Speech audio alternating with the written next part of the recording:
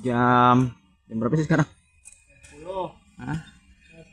10. 21.30. Menurut penuturan kakak ipar saya ini, pas di jembatan Gayonggong itu, seingat saya ya, kata dia nih, penglihatan dia, saya itu ngelewatin Gapura. Gayonggong nih ya, yang saya ingat itu, yuk pas lu di depan, kata dia setelah di bawah nih, pas lu di depan itu di Gayonggong kan lu berdua, lu sempet ada momen di mana lu jalan duluan, si Pablo ini ada di belakang lu beberapa langkah kata dia. Gua ngelihat ke atas itu kayak ada gapura, saya juga merinding mbak dengarnya nih. Itu kayak ada gapura di atas itu dan lu masuk ke situ kata dia. Setelah Telaga Biru nggak tahu berapa jauh kita jalan, itu udah lama pokoknya. Itu dia ngeliat ada beberapa rumah. Itu dia saya merinding lagi tuh mbak. Kata dia bilang nih rumah itu pakai lampu yang kuning. Itu beberapa titik. Makanya setelah dia ngelihat itu, dia bilang lah sama si Le, ayo bang semangat, udah deket lagi. Setelah dia ngomong deket lagi, dia baru mikir.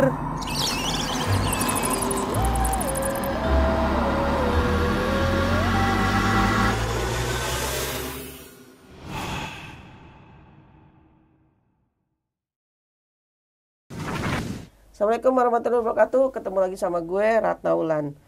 Seperti biasa, gue kedatangan tamu. Kali ini gue kedatangan tamu dari Bintaro.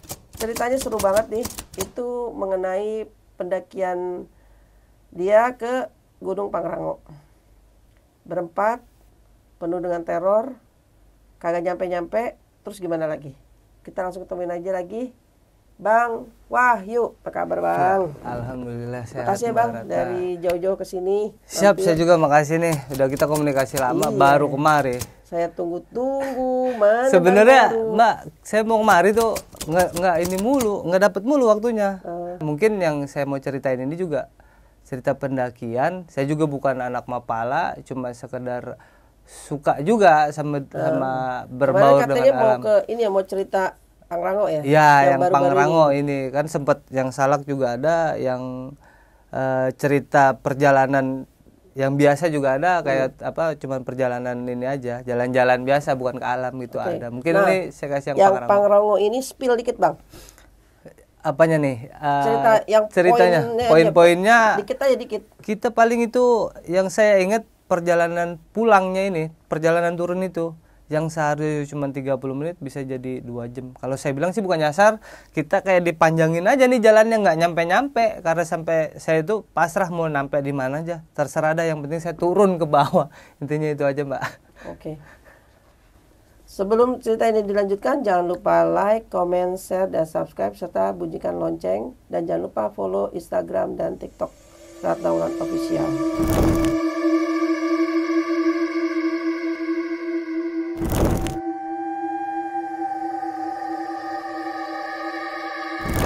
Oke Bang, silakan bercerita. Oke.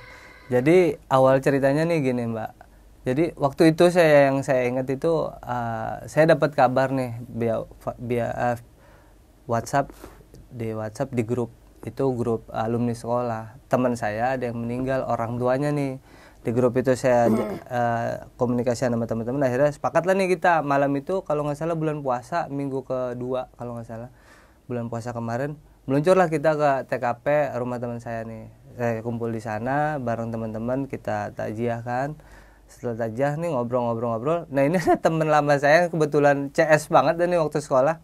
Dia bilang nih, dia manggilnya Le gitu kan. Le, nih lebaran kita jalan-jalan yuk. Jalan-jalan kemana? Ya ke gunung, yang deket-deket aja kata dia. Kalau deket Salak, saya bilang, karena saya dari Bintaro kan, Salak lebih deket. Jangan Salak mah nggak kuat kata dia fisiknya. Oh ya udah ke Pangrango atau enggak ke Gede. Ya udah nanti diaturin. Lu atur aja ini ya logistik sama yang lainnya, nanti gua pakai kendaraan gua lah kata dia. Oh ya udah, saya kontak lah nih dua teman saya. Nih ada yang ngajak ke Pangrango, mau nggak Pangrango apa Gede? Saya voting nih Mbak, Pangrango. Saya bikin grup, saya voting mau kemana, Pangrango apa Gede? Pangrango aja lah. Ya udah Pangrango, deal nih. Saya nyiapin logistik sama peralatan lah ya, saya siapin semuanya. Ini saya ngajak yang dua ini abang ipar saya, yang satu lagi teman saya di rumah. Nah saya ajak nih, kebetulan yang teman di rumah nih emang kondisi fisiknya kurang, karena dia punya riwayat penyakit ya. Yang saya ajak abang ipar itu oke lah fisiknya buat naik gunung. Udah nih singkat cerita sampailah di hari lebaran kita komunikasi lagi di grup, gimana deal nggak nih, jadi nggak nih? Udah jadi, kita siapin logistik udah rapi nih, tinggal berangkat. Oh ya udah, nanti gua rapi-rapi mobil dulu, ntar langsung ke rumah. H+2 kalau nggak salah ya itu, H+3 deh mbak, karena lebaran kan Rabu, saya Jumat berangkat. Hari Jumat ngumpul ini kan awalnya saya bilang karena di puncak buka tutup, kita harus spare waktu nih, biar nggak kena posisi buka tutup. Ya udah, cari info lah di puncak. Jam 5 udah start turun gitu. Ya udah, ntar kita habis asar aja berangkat. Habis asar lah akhirnya teman datang bawa mobil, kita naikin peralatan, naikin logistik ada yang kurang. Sebelum masuk tol kita belanja lagi, jalan lah nih masuk tol dari Bintaro keluar di arah puncak kan. Nah arah puncak itu juga udah macet mbak, dari keluar tol puncak itu udah macet ke atas itu sampai dari jam 5:30 sampai di base camp itu 11:30. Sampai base camp kita biasa Regi sama pihak base camp yang udah ngurusin semuanya, kita istirahat di situ. Nah pihak base camp bilang kita lagi ngopi nih baru nyampe, nanti naiknya pagi jam 4 ya kata dia. Kok jam 4? Ya kan udah diinfoin sebelumnya Gunung Pangrango buka hari Minggu, sedangkan naik hari Sabtu kata dia. Oh gitu. Ya udah, saya bilang lah nih sama yang ngajak kan, Le besok berangkat jam 4, tidur dari sekarang. Ah gila lu kata dia. Ih kalau nggak percaya tanya aja tuh sama si mamangnya. Iya mang, iya bener besok berangkat jam 4. Sekarang mendingan packing dulu dah, biar pagi itu bangun tinggal start pendakian. Itu kalau nggak salah ada 2 rombongan saya sama rombongan satu lagi tuh ada di situ.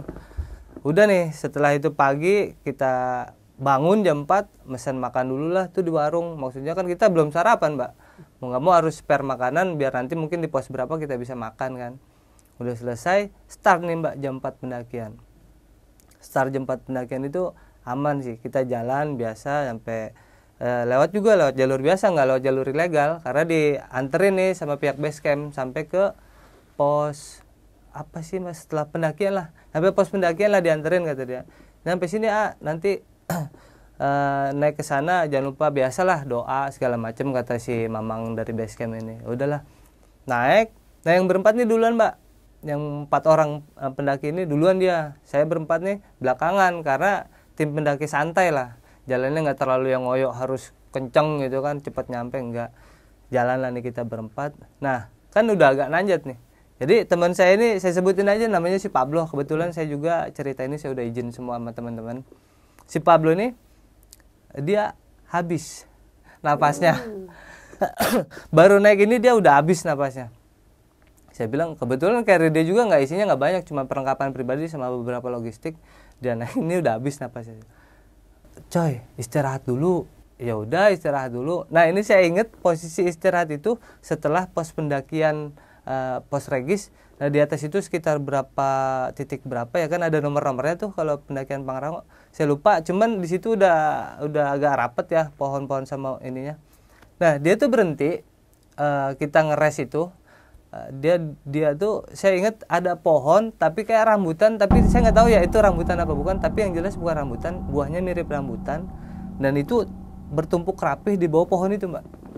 Di bawah pohon itu saya bilang ini kayak rambutan dah. Ini teman saya yang baru nyampe, dia bilang capek ngajakin ngeres, dia taruh carrier, dia duduk di buah-buah itu yang udah numpuk mbak. Kata dia, pas dia duduk ketusuk lah pantat dia. Aduh sakit kata dia. Lu duduk nggak lihat lagi kata, itu apaan yang didudukin? Ya ini kayak rambutan tapi bukan rambutan, posisinya ada di sebelah kanan trek.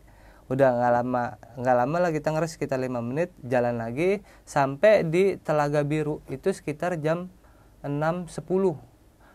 Dari jam 4 nih mbak, itu aja kata saya ini udah lama banget jalan kita nih, karena emang pendaki santai. Dan yang teman saya pun yang ngajakin pertama ini emang fisiknya juga kurang, maksudnya kurang itu dia berat badannya lumayan lah, jadi kan bawa beban, bawa carrier juga, bawa badan juga agak nyantai. Jadi kita jalan nyampe di Telaga Biru, kita ngeres, kita makan lah bekal yang kita bawa tadi tuh, makan dulu.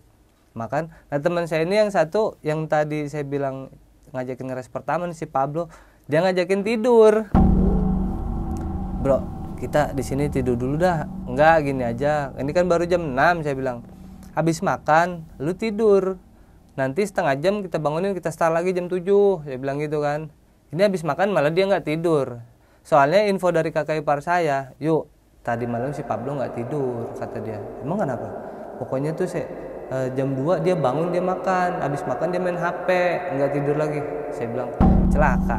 Kalau kayak gitu kan Mbak, dia nggak mikirin fisik dong. Maksud saya kan emang kita mau ngedaki, mau capek ya harusnya istirahat lah. Dia nggak tidur, kurang istirahat, bahaya. Atau saya kan, kenapa bahaya? Karena fisiknya nggak fit dong. Dia disuruh istirahat pun dia nggak tidur. Nggak tidur, akhirnya ngobrol sampai karena kita nempatin di Telaga Biru itu kan ada shelter, ada tempat sampingnya itu tukang dagang, kita nempatin situ. Jam 7 itu datang di tukang dagang Mbak. Mau nggak mau ya udahlah. Kita cabut lah dari situ karena kan kita nempatin tempat tukang dagang. Packing lagi jam 7 itu kita start lagi dah dari Telaga Biru menuju ke Rawa Gayonggong kan. Kita sebelumnya kita foto-foto dulu Telaga Biru karena di situ kan view-nya bagus tuh. Berapa kita syuting foto di situ. Jalan lagi nih. Ayo. Kita sebelum jalan doa dulu lah nih di Telaga Biru baru kita doa Mbak. Ya sebelum berangkat biasalah kita doa. Kita start nih pendakian semoga aman lah ke depannya sampai tujuan, sampai pulang juga. Kita doa selesai kita jalan nih. Jalan sampai di Rawa Gayonggong. Nah, Rawa Gayonggong ini biasa kan jembatan yang lumayan panjang, tapi nggak terlalu panjang, cuman mungkin sekitar berapa menit jalan situ itu aman, kita foto-foto segala macam sampai ke pos Curug Ciberem itu saya lupa pos apa namanya. Sampai ke Rawadenok 1, Rawadenok 2, bis Rawadenok itu Batu Kukus 1, Batu Kukus 2, Batu Kukus 3 aman, nggak ada apa-apa, cuman kita ngeres. Oh yang saya ingat di Rawadenok 2 ini teman saya si Pablo mules dia, akhirnya panggilan alam dulu lah, dia rapi panggilan alam. Rawadenok 2 itu kita ketemu beberapa pendaki yang di situ juga saya kurang respect ya sama pendaki itu, saya lupa dari mana dia. Tapi ada sekitar 6 atau 7 orang itu rombongan. Dan yang leadernya ini, yang saya lihat omongannya terlalu tinggi. Jadinya saya nggak usah lah ngobrol sama orang yang ngomongnya tinggi kan malas juga Mbak kita. Udahlah teman saya ngajak ngobrol, ngajak ngopi, kita ngeres di Rawadenok 2. Nah lama kita jalan lagi di Rawadenok 1, Rawadenok 2, Batu Kukus 1, Batu Kukus 2, Batu Kukus 3. Sampai di kita ngeres lagi itu di air panas, air terjun air panas. Karena tempatnya agak lega kan di situ, kita ngeres lah, makan siang di situ sekitar pukul 12 zuhur tuh kalau nggak salah. Kita makan di situ, masak, makan. Selesai makan jam 1 kita lanjut perjalanan lagi sampai akhirnya nih kita misah Mbak rombongan. Kakak ipar saya di depan, saya kedua, ketiga ini ada si Pablo masih nih yang terakhir nih. Nah, saya tinggal mereka. Kenapa? Karena itu waktu udah sore dan kita rencana mau ngecamp di Kandang Badak. Karena dari situ kan masih lumayan jalan ke Kandang Badak. Jadi kakak ipar saya bilang, udah jalan duluan, cari tempat atau space buat bangun tenda. Nah, tenda tuh kebetulan perlengkapan sama saya kan. Saya susul nih, nyampe di tempat Kandang Badak, pos Kandang Badak, dia dapat space. Ini di sini nih, yuk, ya udah lanjut aja di sini bikin. Saya buka perlengkapan. Itu saya bangun tenda. Ini yang 2 molor jalannya Mbak. Itu nyampe mungkin jam 5, beda sejam sama kita berdua. Karena dia nggak tahu setelah Pancaleuweuh itu jalannya datar kan mau ke Kandang Badak. Nah, dia bilang dia ngeres tuh berdua, nggak jalan-jalan, nungguin aja dah. Karena dia pikir udah nggak apa-apa, tungguin aja. Ntar kita nyampe Kandang Badak udah rapi tenda, tinggal makan kata dia. Enak banget kan kata dia. Iya ditungguin. Udah akhirnya dia nyampe malam itu. Sore itu nyampe jam 5, setengah 6 kita masak, kita makan. Setelah saya makan, karena di situ rame, mungkin ada sekitar 10 sampai 12 tenda. Jadi saya mutusin setelah makan saya istirahat. Saya istirahat lah tuh. Saya istirahat, ternyata saya mikirnya gini Mbak, saya istirahat sekarang, pasti nanti malam makan kan. Sebelum kita bangun pagi buat ke puncak. Saya pikir saya tidur, habis tidur nanti dibangunin lah nih sama temen buat makan malam kan. Ternyata enggak. Jam 8:30 teman saya lapar bangunin saya Mbak. Lek bangun Lek, kenapa? Laper. Lah emang nggak pada masak? Enggak, mau nggak mau saya bangun lah. Masak lah tuh saya malam-malam. Masak, emang ngapain nggak pada masak? Nggak tahu, tunggu-tungguan ternyata pada tidur semua. Udah masak, selesai masak. Kita ngopi-ngopi dah. Ngopi-ngopi sekitar jam 10, setengah 10 tuh. Jam 10-an lah. Mereka pada tidur lagi nih, saya tidur belakangan. Saya tidur jam 10 lewat 15 paling saya tidur. Nah, pagi tiba, kita menjelang pagi itu sekitar, kan tadinya rencana setengah 6 atau jam 6 udah berangkat buat muncak. Karena kan lumayan, trek normalnya itu kalau nggak salah ya nih, dari Kandang Badak ke puncak Pangrango itu sekitar 2,5 sampai 3 jam. Itu tanpa bawa carrier ya, mungkin 2 jaman lah. Ya udah, akhirnya kita prepare Mbak, kita kesiangan. Setengah 7 baru bangun, jam 7 baru masak. Akhirnya jam 8 lah nih kita muncak. Udah telat banget lah, udah ini makan waktu lah nih. Nah jam 8 kita start muncak, ternyata teman saya ini si Pablo nggak ngikut. Dia bilang mau jaga tenda aja lah kata dia. Emang kenapa? Karena sebelumnya saya lupa di pos berapa ya, kalau nggak salah di Batu Kukus 2 sepatu dia jebol. Jadi dia bawa sendal gunung, dan sendal gunungnya nih saya perhatiin udah nggak sehat. Jadi dari sepatu jebolnya itu saya cuma ambil talinya. Talinya itu pikiran saya kalau ada tali, kalau sendalnya dia jebol kan bisa saya ikat-ikat lah, intinya buat nanti jaga-jaga. Selesai dari situ kita muncak bertiga. Kebetulan ada barengan anak muda yang TikTok. Dia itu mau ngajak bareng. Bareng aja kata dia. Ya udah ayo jam 8 kita start ya. Ya selesai makan ngopi jam 8 start. Ternyata dia kan fisik anak muda nih Mbak. Walaupun kita pendaki tua gitu ya. Dia jalannya lebih cepet dong. Lebih cepet. Saya bilang udah tinggal aja nggak apa-apa. Saya kebetulan bawa si teman saya ini, si Lai ini, dia udah terengah-engah nih kata dia. Capek juga ya kata dia. Iya masih jauh ini jalan. Kebetulan yang pernah ke puncak Pangrango itu kan kakak ipar saya. Jadi dia leadernya dong di depan. Saya bertiga nih. Dan bertiga ini baru seperempat perjalanan, baru ngelewatin beberapa mungkin baru berapa puluh meter, teman saya ini berhenti. Dia bilang, "Lek, gua kayaknya balik aja dah, gak kuat," kata dia. Gak kuat kenapa? Gak tahu nih, gak enak badan kata dia. Ya sayang banget. Saya bilang lah, "Mas, nih ngajakin turun. Kalau mau turun dianterin yuk." Saya bilang, "Aduh lumayan jauh kalau nganterin kan." Ya udah dah. Terus gimana Mas?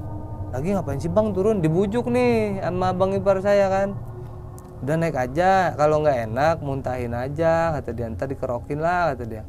Bener Mbak, habis ngomong itu nggak lama dia muntah mungkin karena kaget kali, habis makan langsung ngetrek, dia muntah, dikerokin nih. Selesai ngerokin, gimana mau jalan lagi kata abang ipar saya. Ya udah dah, ayo jalan lagi. Jalan lah ngetrek kita dari jam 8 nih start. Itu perjalanan lama. Kenapa lama? Karena kita nunggu yang satu ini, dia tuh habis mulu napasnya Mbak, karena badannya kan agak gempal ya, jadi napasnya habis mulu. Singkat cerita kita nyampe di puncak itu jam 12 siang, berarti kan perjalanan 4 jam. Itu aja udah lama nih makan waktu. Nyampe di puncak, udah kita biasa foto-foto. Nah ada info itu dari kakak ipar, dan nanti ngambil air di Mandalawangi. Dari puncak nggak jauh Mandalawangi. Bener lah kita turun Mandalawangi, kita istirahat di situ, start lagi. Kita turun jam 1, setelah ngambil air itu kita start lagi dari puncak itu jam 1 siang, turun ke bawah. Di tengah perjalanan itu ditimpa hujan kita. Posisi udah basah kuyup kan. Turun sampai ke tenda di Kandang Badak itu jam 4 sore kalau nggak salah. Ini udah nyampe jam 4 nih. Udah saya bilang, waduh ini di luar perhitungan, karena kan saya rencana itu turun itu jam 3 sore kita udah turun lah biar nggak terlalu malam nyampe di bawah kan. Udah jam 4 itu makanan belum jadi, mau nggak mau kita masak dulu. Udah jam 4 Mbak, bayangin aja jam 4 udah masak ala kadarnya. Selesai masak makan, udah dimakan tuh jam 5 itu kita baru prepare buka tenda, karena itu hujan udah agak reda ya, udah prepare dah, bongkar tenda segala macam. Kita masukin ke carrier, kita rapiin lagi, kita turun nih. Kita turun ini, saya bilang ini setengah 6, cek semua perlengkapan lampu. Saya bilang saya bawa lampu headlamp 1, si kakak ipar ada 1, dan dia masih bagus kondisinya, masih good lah karena dia bilang baru beli. Nah Teman saya ini yang bawa satu juga udah nggak bisa dipakai karena udah redup banget. Yang si Pablo bawa redup. Nah, teman saya yang si Le ini nggak bawa. Padahal di rumah itu saya udah bilang kondisi apapun kalau kita ada barang, ada alatnya, nggak ada kondisi urgent. Kalau kayak gini cuma 2 lampu, satu yang sehat, satu yang redup gini kan, nggak bisa diharapin. Kita turun gimana? Posisi 5:30 itu kita start turun. Ya udah kita baca doa dulu dah. Yang ada kita manfaatin aja nih fasilitas. Udah kita baca doa, kita turun. Saya sweeper, depan saya si Le, yang kedua itu si Pablo, leadernya kakak ipar saya. Udah kita start turun dari 5:30 itu, start turun dari kandang badak turun terus ke Pancalawah itu udah jam 6. Pancalawah lewat, itu saya bilang rest. Karena kenapa? Karena kakak ipar saya ini nggak ngejaga ritme perjalanan kita. Kita tuh misah, Mbak. Kita misah, saya bilang, saya panggil berhenti karena saya bawa headlamp redup. Yang di depan itu kakak ipar saya, dia bawa headlamp yang bagus lah. Saya bilang, nih Le, kalau kayak gini kan repot. Ya pesan juga lah buat para pendaki nih, kalau mau ngedaki jangan suka nyepelin apapun itu. Hal sekecil apapun persiapin, karena nggak ada kondisi urgent kalau itu semua barang udah siap. Itu aja sih. Nah, ini kita turun karena dia terlalu jauh, saya bilang rest. Itu posisi maghrib, saya ingat banget. Dia labas terus, Mbak. Sampai saya bilang, Le, kejar. Saya kejar, akhirnya kekejar. Dia akhirnya dengar suara saya. Nggak tahu udah mungkin karena terlalu jauh atau gimana. Dia dengar, Mas, rest. Saya bilang, berhenti. Maghrib, saya bilang. Ini maghrib, berhenti. Akhirnya pas berhenti itu kita akhirnya nyebat dulu dan posisi masih gerimis tuh. Kita sebatang dulu nih, nyebat. Headlamp saya habis, Mbak. Otomatis ini lampu headlamp cuma 1. Ini udah kayak pendaki abal-abal nih, saya bilang nih, alat aja nggak lengkap kan. Pendakian ini kayaknya saya bilang agak banyak tantangan di akhir nih. Di awalnya masih oke kan sampai puncak. Udah, saya bilang, Mas ini gimana? Headlamp cuma 1. Si Mas ke belakang apa gimana?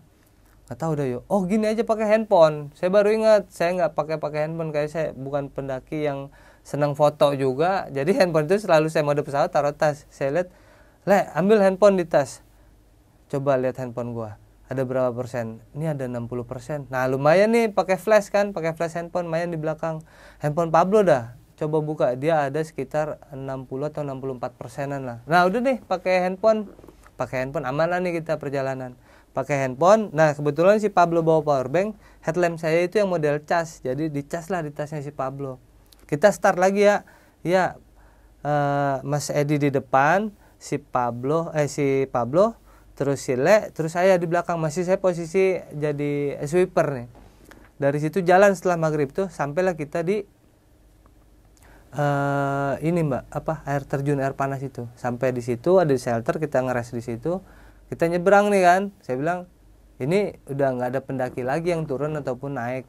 Kita baca doa dulu lah, baca doa lagi nih biar turunnya tuh aman, karena ini udah gelap banget malam dan penerangan kita kebatas nih, sebatas handphone aja sama 1 headlamp.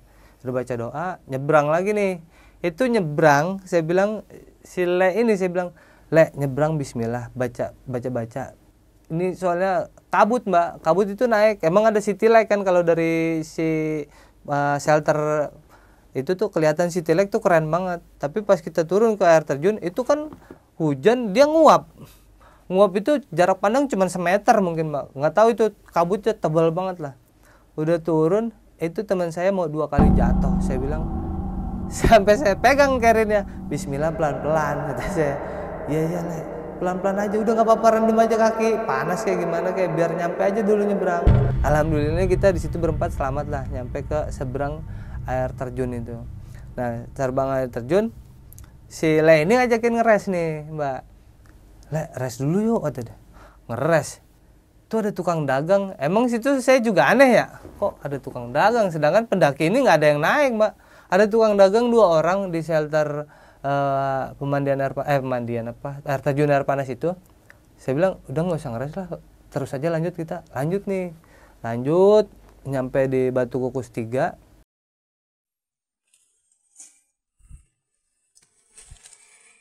Jam berapa sih sekarang?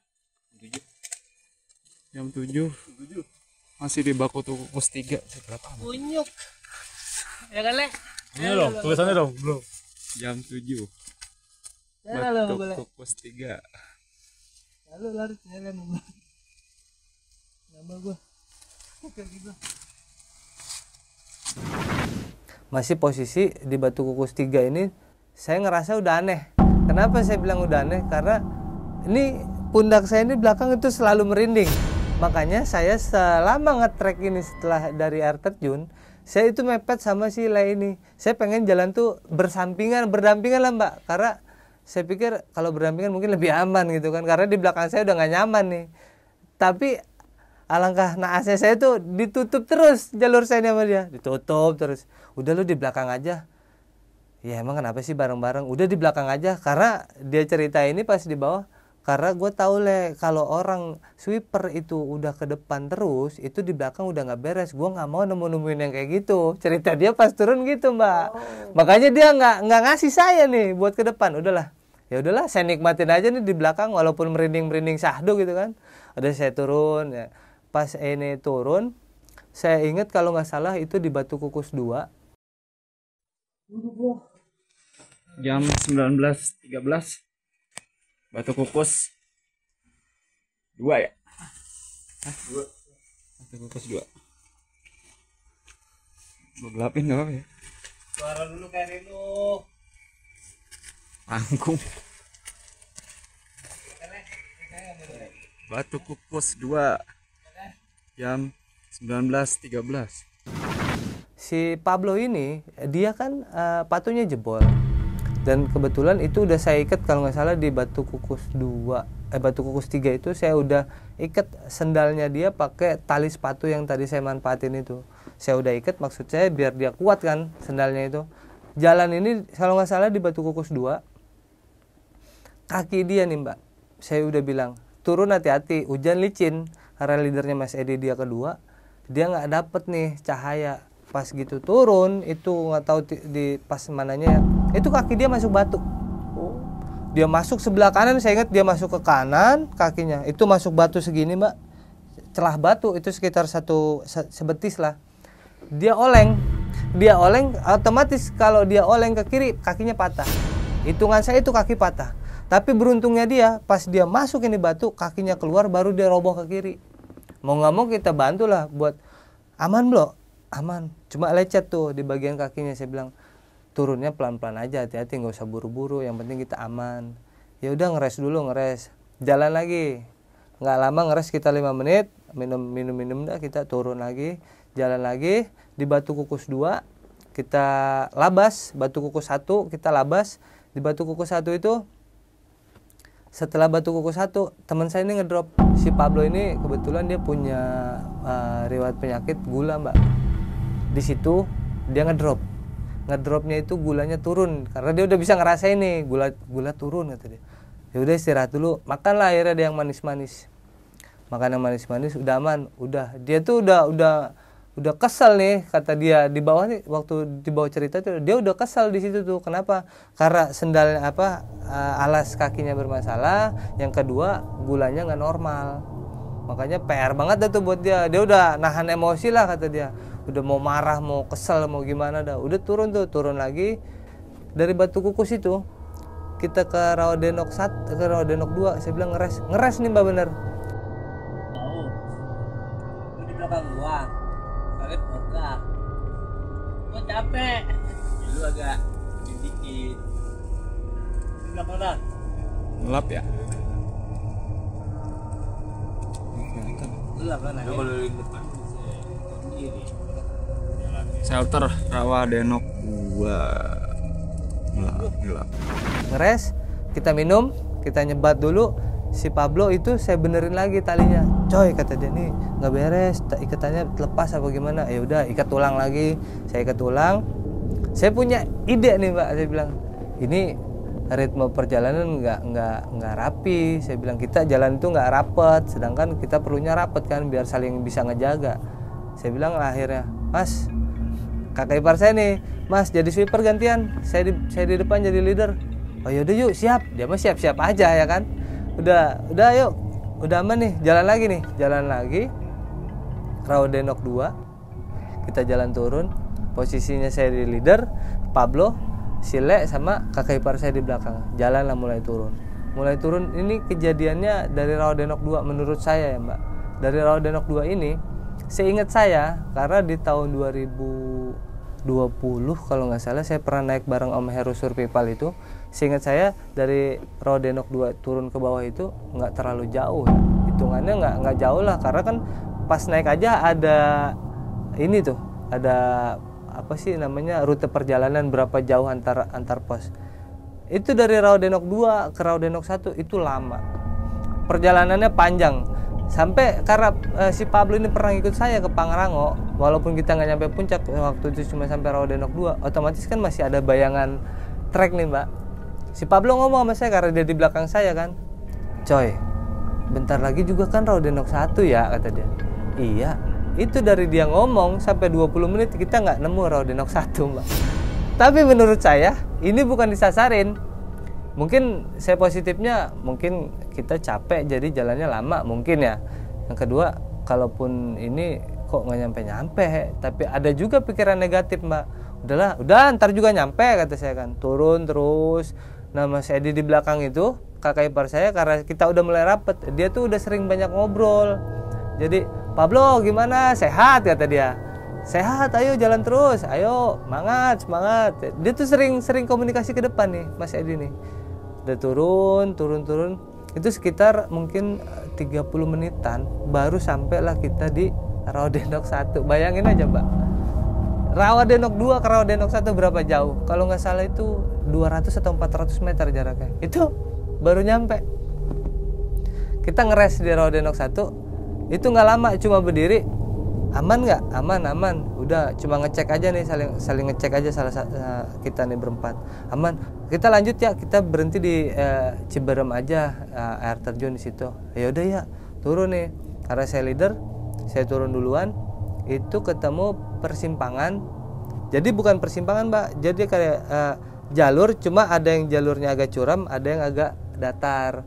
Nah saya tanya nih sama Mas Edi, "Mas ini ke kiri apa ke kanan?" Saya bilang, "Kanan kali yuk." Dia maju ke depan, ngerangsa ke depan. "Kanan kali yuk." Kiri. Udah nih aja nih turun. Pas diturun itu jalurnya gitu Mbak, curam. Curam, masa ini sih jalur, masa ke kanan kali? Mungkin ke kanan kali. Udahlah akhirnya dilihat ke kanan. Dia balik lagi jadi sweeper. "Ya yuk jalur ke kanan, ambil." Saat nyampe turunan itu kan melipir gitu, motong jalur itu. Nah si Pablo ngomong lagi nih Mbak, "Coy, kan dari Rawadenok 1 ke Curug nggak jauh," kata dia. "Ntar juga nyampe nih," kata dia gitu. "Iya, ntar juga nyampe," kata saya kan. "Udah jalan aja yuk." Jalan. Set. Itu nggak nyampe juga sama. Kalau disasarin bukan disasarin, tapi menurut saya ini jalur kok jadi jauh. Dan sepenglihatan saya nih, itu jalur itu lebar Mbak. Lebarnya itu sekitar ukuran mobil masuk mungkin. Kan segede gang berarti. Dengan setahu saya jalur situ cuma muat 2-3 orang, kalau berbaris itu nggak nyampe 1 mobil. Dan treknya itu turunan dan selalu belok ke kiri. Turunan belok ke kiri. Itu saya dari situ saya nggak pernah, karena pakai handphone ya, nggak bisa fokus ke depan kan. Itu saya selalu ngarahin handphone ke depan, bukan ke depan, ke bawah, karena saya cuma pengen ngeliat trek. Saya nggak mau ngeliat yang macam-macam lah, saya ngindarin itulah. Saya udah males kalau kita udah capek ketemu makhluk-makhluk yang di gunung, itu saya udah males. Udah akhirnya udah jalan aja, jalan terus. Itu sekitar mungkin 30 menit juga. Sedangkan jaraknya itu kalau nggak salah 246 meter. Itu 30 menit, bayangin. Dan ini posisi turun ya Mbak. Saya nggak tahu itu kenapa kita jalan lama. Tapi kalau speed turun itu normal sih. Yang jalan biasa aja, itu nggak nyampe-nyampe. Sampai itu kalau nggak salah si Pablo itu nanya 3 kali, "Coy kok jauh ya?" "Enggak, dikit lagi," saya bilang. "Coy masih jauh nggak sih?" "Dikit lagi, kita nyampe nih ini di pos Curug," katanya. Udah tuh turun. Bener, nggak lama dari yang ketiga kali dia tanya, nyampe lah nih di pos Curug itu. Ntar kalau sebelumnya itu ada yang Sile ini bilang kalau di pos Curug itu ada tukang dagang, kita di situ dulu ya, makan atau ngopi lah, kata dia. Iya gampang, pas nyampe nggak ada Mbak. Jam berapa sih sekarang? 21.30. Baru baru sampai Panyancangan.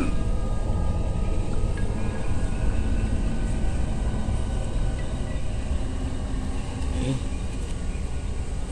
nggak ada warung yang buka, biasanya ada. Tuh, nggak usah lah. Ini nggak ada yang naik, nggak ada yang turun nih, bener-bener kita doang berempat di trek. Nggak ada, udah ngeres dulu dah. Udah nyampe sini tinggal nyampe ke rawa Panyancangan ya. Rawa Panyancangan, habis itu kan Telaga Biru udah pos regis. Ya udah lumayan dekat. Udah kita ngeres dulu sini, ngeres, minum. Nah, ini mungkin salahnya saya. Jadi pas kita ngeres, Mas Edi nih ngomong, "Yuk, mau kencing ah," katanya. Ya udah kencing, cuma nyari tempatnya yang benar, numpang-numpang, saya bilang. Jangan lupa, jangan sembarangan. Ya. Dia kencing. Kita kan ngeres pas turun itu ke kanan, ini ada shelter. Nah, kita ngeres di situ. Ini Mas Edi kencing, tapi ke arah atas. Ke arah atas Mbak dia kencing. "Mas, ngapain sih kencing di trek?" kata saya. Udah, mungkin ya, ini pemikiran saya, dia takut juga kayaknya kalau jauh-jauh dari kita, karena posisi gelap banget Mbak, nggak ada penerangan. Sedangkan headlamp itu kita matiin karena buat hemat baterai kan. Kita cuma ngidupin 2 handphone, jadi dia nggak ngidupin headlamp kan. Dia akhirnya kencing di situ. Nggak tahu kenapa, saya juga jadi ngikutnya ke sugesti pengen kencing. "Mas, ngikut ah kencing." "Ya yuk, ini udah selesai," ya tadi. Saya kencing, "Mas, senterin dulu dah, hidupin headlamp." Dia ngidupin headlamp, baru nyetek itu kan headlamp otomatis langsung nyorot. Pas saya bilang, saya lagi posisi kencing, "Mas," jadi dia di belakang saya nyorot headlamp ke atas, ke atas trek. Itu yang saya lihat, ada 2 mata melotot merah ngelihat ke saya. Itu nggak tahu saya bener atau saya halu atau saya capek gimana, cuman yang saya lihat itu. Saya bilang langsung, "Mas, headlampnya ke bawain aja, nggak usah ke atas," kata dia. Dia ke bawah, udah saya kelar kencing. Kelar lah, kita istirahat, kita turun ya, kita start lagi nih Mbak dari situ. Kita start lagi turun. Nih depan kan Rawa Gayonggong. Ntar kalau udah nyampe jembatan kita doa dulu ya. Saya bilang nih, sambil ngobrol aja kita di jalan. Ya sambil ngobrol, entah Mas Edi ngajak ngobrol Sile, entah si Pablo ngajak ngobrol saya. Udah pokoknya sambil ini biar nggak kosong aja pikiran. Turun. Itu dari sepengetahuan saya sih ya, dari Rawa Gayonggong kalau udah habis jembatan ke Ciberem ini, itu kalau nggak salah sekitar 15 sampai 20 menit. Sedangkan itu udah saya inget-inget itu dari setengah 10 Mbak. Saya di Curug Ciberem Base Camp itu turun ke bawah. Ini kayaknya 30 menit mungkin lebih saya turun itu. Itu nggak nyampe-nyampe. Saya ingat Mas Edi yang sering tektok naik ke Pangrango, dia bilang treknya tuh nggak kayak gitu. Pas turun di bawah dia cerita ya, treknya itu enggak begini, ini kok lebar, dia bilang. Nah, si Mukoh itu, si Le ini, dia bilang, dia cerita, gua waktu di atas itu, gua selalu selawat sama zikir, kata dia. Makanya kalau lu bilang itu trek lebar, kalau menurut penglihatan gua, trek biasa aja, kecil. Karena itu sepanjang jalan trek dari Rawadenok ya Mbak, itu trek lebar, selebar gang, pokoknya gede itu trek, muat 5 orang sampai 1 mobil aja masuk. Saya bilang, kok trek kayak gini ya? Setahu saya apa udah berubah apa gimana ya? Tapi perasaan naik mah nggak begini. Udah saya mah nikmatin jalanan aja, karena saya pikir udah nggak apa-apa lah, yang penting nyampe jembatan dulu. Itu mungkin sekitar 30 sampai 45 menit Mbak. Itu kita lewat setengah 10 sampai jam 10 lewat baru nyampe di jembatan Rawa Gayonggong. Itu bisa dibayangin lah, mungkin saya sampai beberapa waktu lalu saya searching, emang berapa jauh sih jaraknya, berapa lama sih estimasi perjalanan kalau naik itu sekitar 20 menit sampai 30.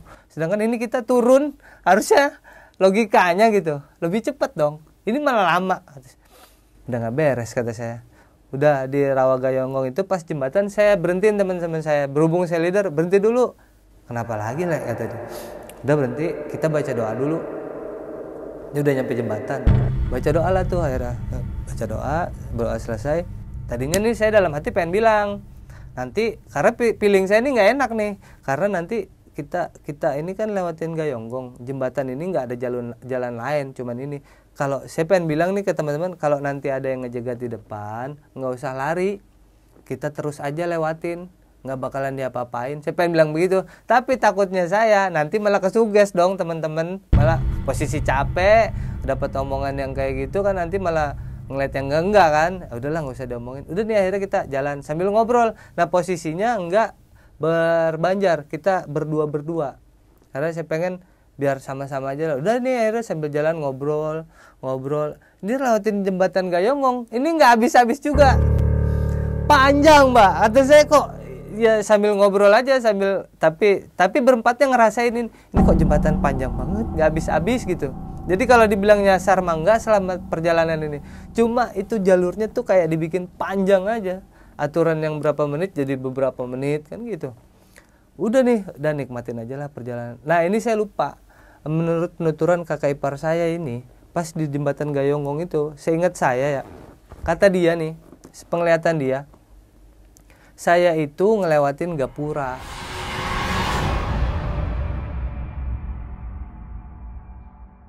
Gayonggong nih ya, yang saya ingat itu, yuk pas lu di depan, kata dia setelah di bawah nih, pas lu di depan itu di Gayonggong kan lu berdua, lu sempet ada momen di mana lu jalan duluan, si Pablo ini ada di belakang lu beberapa langkah kata dia. Gua ngelihat ke atas itu kayak ada gapura, saya juga merinding mbak dengarnya nih. Itu kayak ada gapura di atas itu dan lu masuk ke situ kata dia. Kita semua masuk dan gua nggak mau nengok ke belakang lagi, makanya udahlah jalan aja lah, pikiran kan bener dong jalurnya jembatan Gayonggong. Dan nyampe ngetrek itu mungkin sekitar 20 menitan kali ya mbak, atau berapa saya lupa estimasi waktunya.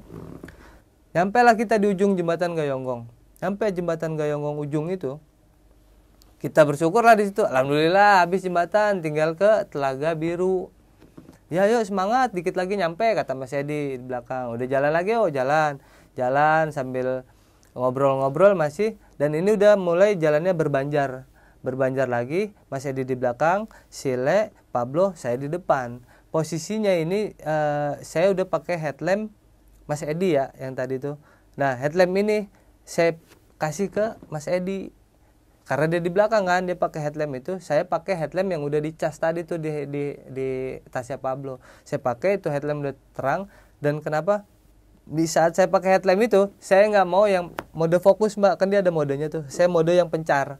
Karena saya nggak mau ngeliat apa-apa, saya cuma mau fokus ke jalan aja. Karena saya mau fokus ke jalan, udah saya nggak mau ngeliat macem-macem. Jadi saya mode yang pecah gitu, lampunya udah turun, jalan lagi turun ke bawah ini tinggal Telaga Biru. Telaga Biru nggak jauh dong. Kalau yang pada pernah, mungkin pendaki banyak lah yang pernah dari jembatan Rawa Gayonggong ke Telaga Biru paling 10 menit mbak. Itu naik ya. Ini turun nggak nyampe-nyampe. Bayangin aja, ini kita turun sampai turun ini, itu jalanannya turunnya tuh gini mbak. Kalau seingat saya ya, dia turunnya gini dan banyak tangga. Jadi batu tapi berjajar tuh banyak anak tangga. Itu yang saya bingung. Kok jalannya gini ya kata saya. Udahnya lebar ya, itu jalan lebar dan banyak anak tangga. Sampai Mas Edi itu ngomong sama saya karena dia sering naik, tahu dong kontur jalan itu. Yuk, kok banyak tangga ya? Gak tahu mas, udah injek aja lah kata saya. Udah jalan aja ke bawah, turun aja ke bawah terus, turun. Nah itu setiap turun, habis tangga, anak tangga banyak nih, turun, itu jalan rata, tapi turun mbak, turun, belok ke kiri. Kan kalau pakai lampu pencar, nggak kelihatan dong ujungnya, belok ke kiri kata saya, merinding lagi saya tuh.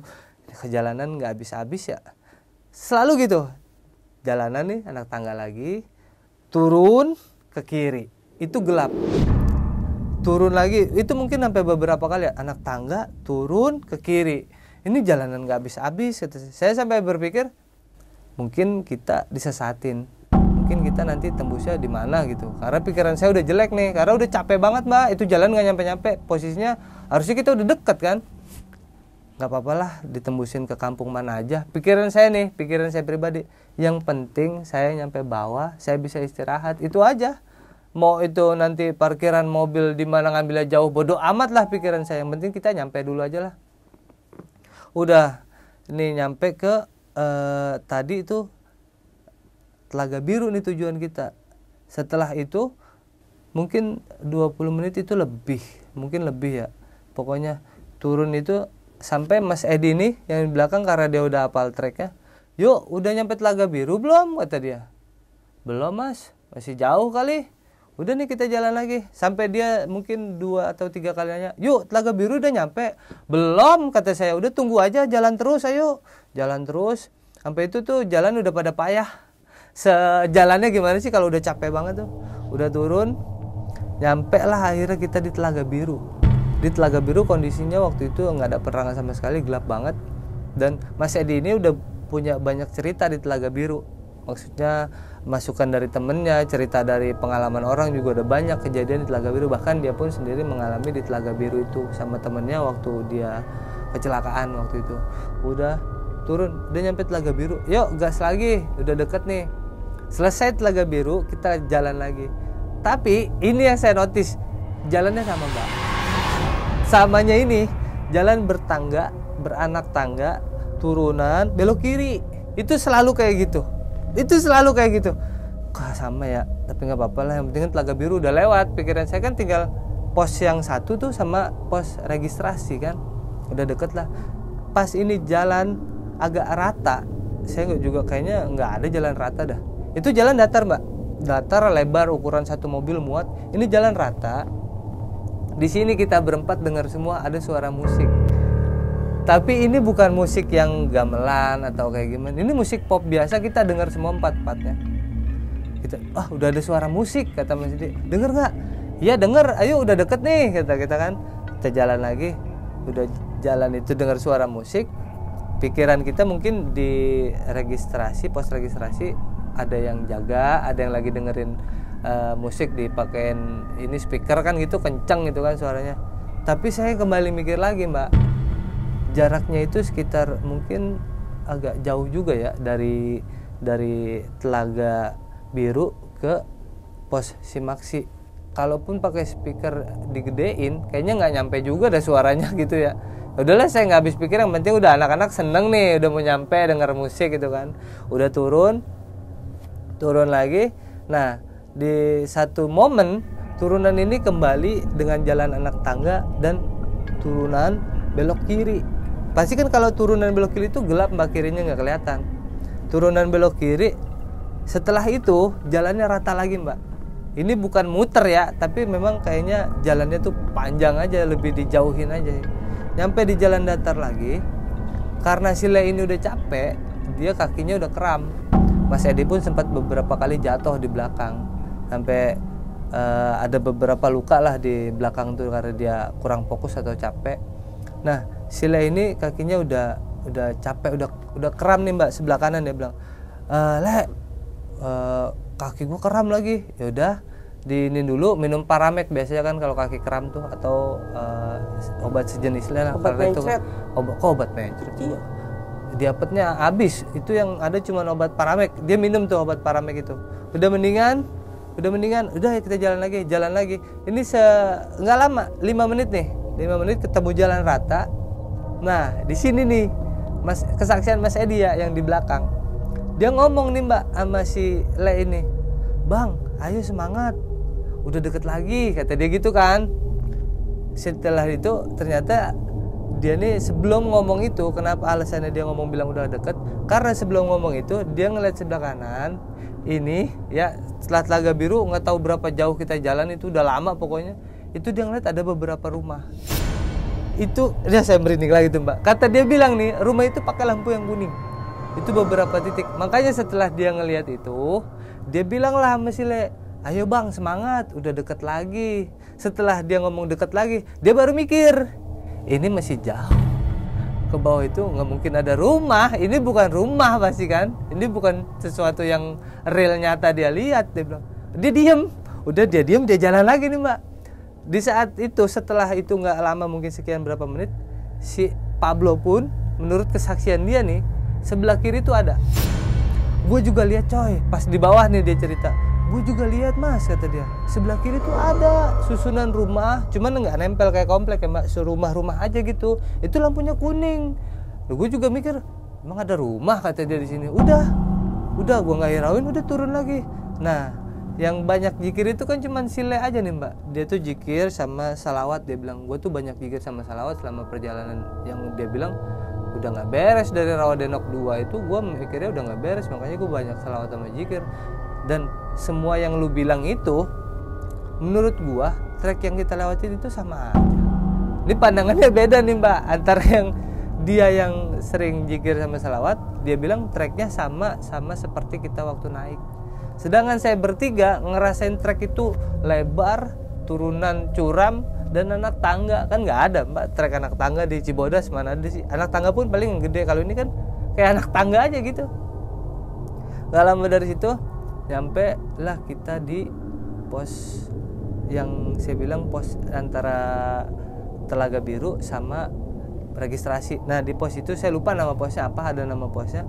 Kita di situ ada ada pos, udah deket nih, saya bilang kan, iya bener udah deket.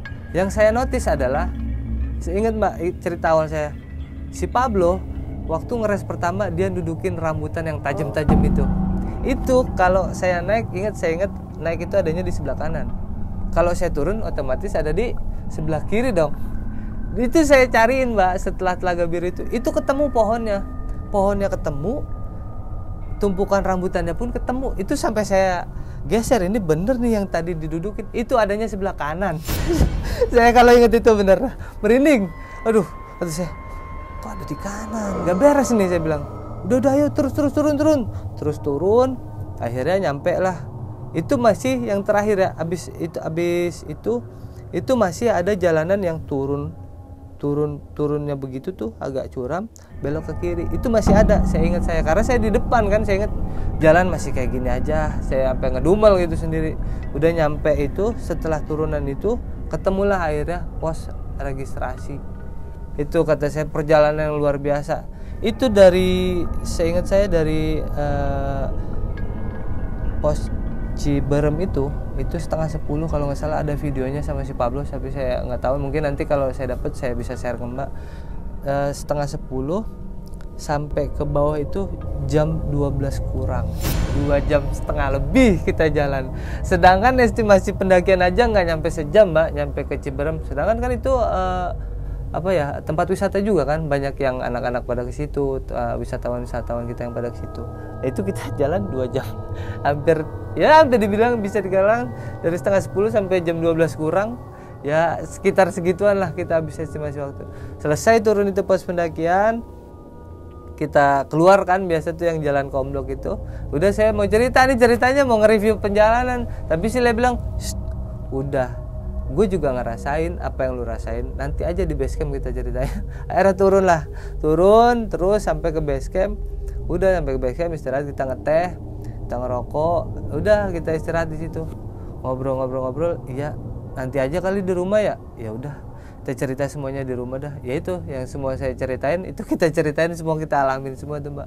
Udah selesai dari situ, kita selesain semua administrasi, ya selesai makan terus segala macam yang kita keluarin di situ. Udah kita prepare buat pulang, langsung kita pulang itu sekitar jam 12:30 atau jam 1 kita start pulang. Nyampe di rumah alhamdulillah dengan selamat semua ya mbak. Kita nyampe di rumah itu jam 5 pagi. Itu pendakian menurut saya sih luar biasa itu pas turunnya dah mbak. Pendakian ya menurut saya sih nggak masuk akal. Iya. Karena ada beberapa titik yang kayak dia ngelihat rumah warga, yang menurut saya juga nggak ada rumah, dan ini trek yang terlalu panjang ya. Saya bilang sih bukan nyasar, atau kita dibikin keder juga enggak, dia kan dibikin muter-muter aja enggak, tapi kita selalu ngelewatin pos-pos itu tapi dengan jangka waktu yang lebih panjang. Itu sih mbak kan ceritanya. Si Bang siapa? Sile. Bukan yang sweeper. Itu kan ngelihat masuk gerbang. Iya itu, saya nggak tahu. Jangan masuk ke gaib tuh. Kan? Wah, kalau itu saya nggak tahu mbak. Mungkin ya setelah dari situ, mungkin ya nggak tahu juga. Karena dia bilang gapuranya nih model biasa mbak, gapura gitu. Cuma itu hitam. Hitamnya ini bukan hitam cat, hitam berbulu.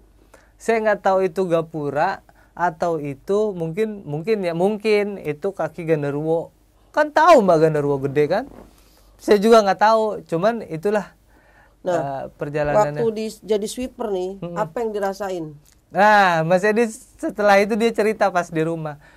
Yuk, pas lu nyuruh gue jadi sweeper, gue nggak ada pikiran apa-apa, kata dia. Iya Mas, kenapa saya suruh jadi sweeper? Karena Mas Edi tuh nggak mau ngejaga ritme, terlalu jauh, saya bilang. Dan memang di belakang itu saya udah nggak nyaman juga, saya bilang. Makanya saya bilang, Mas Edi lah di belakang gantian, sekalian saya di depan ngejaga ritme kita biar nggak terlalu jauh jaraknya. Iya yuk, gue nggak curiga apa-apa. Pas gue di belakang, udah itu badan bener merinding. Ini banyak yang lewat, kata dia. Dari pohon ke pohon aja Mbak, kata dia. Srek. Karena dia doang yang denger. Di depan itu silanya sekitar 2 langkah. Srek, merinding yuk, kata dia. Makanya kenapa gue tuh ngajakin ngobrol lu terus di depan. Karena gue nggak mau sendirian di belakang, kata dia gitu. Makanya dia selalu tuh, gimana sehat? Apa basa-basi terus lah dia tuh nyambungin itu. Bener di belakang tuh, gila Waktu kata dia. kencing tuh kan, prototin kan? Iya. Kayak gimana tuh? Tapi itu kalau saya pribadi nggak tahu ya, mungkin karena saya halu atau gimana. Tapi yang saya lihat itu memang, jadi kalau kita ke sana tuh tanjatan gini, posisinya itu di tanjatan itu ada pohon sebelah kiri dan pohonnya itu agak gede Mbak emang. Tapi di sampingnya itu ada mata, cuman mata hitam aja Mbak. Bukan mata hitam, maksudnya mata bayangan hitam tapi merah. Itu 2 posisi melotot. Mungkin nggak suka kali saya posisinya pipis di trek itu kali ya. Nyambung juga ya. Mungkin gitu ya. Mungkin Mata merah setelah terus lewat gerbang. nah hitam. itu dijegat mungkin. Wah, dijegat. Mungkin Terus lewat kalau kolongnya saya sih. dia gitu kan. Iya, saya sih gak mau pikiran ke situ ya. Tapi ya alhamdulillahnya sih kita perjalanan semuanya selamat. Cuman ada beberapa luka kecil lah. Mas Edi yang jatuh, Sheila juga yang kram itu aman, terus si Pablo juga yang lecet itu juga nggak terlalu parah lah, masih bisa diobatin, aman semua sih. Itu aja sih Mbak perjalanan kemarin ya, itu Lebaran kemarin kalau nggak salah tanggal 13-14 deh. April ini ya, April ya. Kemarin tuh pokoknya habis Lebaran hari Jumatnya lah itu. Mau balik lagi Bang? Kalau saya udah ngobrol sama berempat ini, kayaknya kalau naik ke Pangrango lagi saya enggak. Apa saya kayak di diri sendiri ya, nggak tahu dah. Kalau ini saya pribadi udah pernah, jadi udah kayaknya enggak lah. Mungkin kalau ke Gunung Putri, via Gunung Putri ke Gunung Gede masih oke. Tapi kalau ke Pangrango, karena saya nggak tahan sama treknya Mbak, yang dia tuh hampir 90% batu kan treknya. Itu tuh berasa banget. Kalau yang biasa daki pasti tau lah, trek tanah sama trek batu lebih enak mana. Tapi kan ini dulu ngecamp dulu. Iya, kalau ngecamp iyalah, tapi menurut saya enggak lah, enggak mau ini lagi. Trauma apa? Lebih ke kapok sama trek. Kapok apa? Karena treknya itu batu, itu sakit Mbak. Kita apalagi pas tumpuan turun itu kan, itu benar-benar paha tuh tarik semua ototnya. Enggak nyaman. Kalau di trek Putri itu menurut saya karena dia treknya full sama tanah ya, lebih enak lah buat pijakan itu dibanding batu. Nah, terus ini kan 2 orang yang lihat rumah kan di kiri dan kanan. Pablo sama Mas Edi. Itu dikonfirmasi ke base camp nggak? Nggak ada, karena base camp itu tutup kan. Itu udah jam 12 kurang Mbak. Sampai di base camp itu juga kita nggak ketemu sama orang yang ngurusin perjalanan kita. Kita cuma ada wakilnya aja, cuma bayar administrasi yang kurang lah. Udah setelah itu udah kita cabut.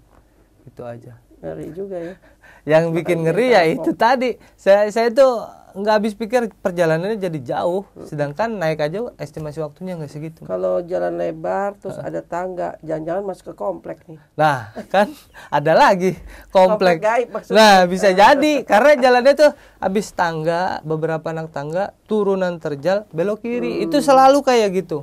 Makanya saya nggak berani pakai headlamp itu yang fokus, pakai model bias pencar. Udah gitu ada satu orang ngelihat jalurnya tetap sama sebetulnya. Sile itu ngelihat karena dia jikir dan selawat terus, dia jaga itu karena dia berpikiran ini pendakian udah nggak beres turunnya, makanya dia jikir sama selawat dan dia bilang Jalurnya trek sama. itu semua normal. Tapi dia denger ya suara musik, denger. Terus yang dia itu kenapa nggak banyak lihat, karena dia itu cuma fokus jikir, salawat, dan dia nunduk ke trek. Dia nggak mau ngeliat kemana-mana karena udah feeling dia ini udah nggak enak, nggak tahu dah feelingnya lebih kuat kali.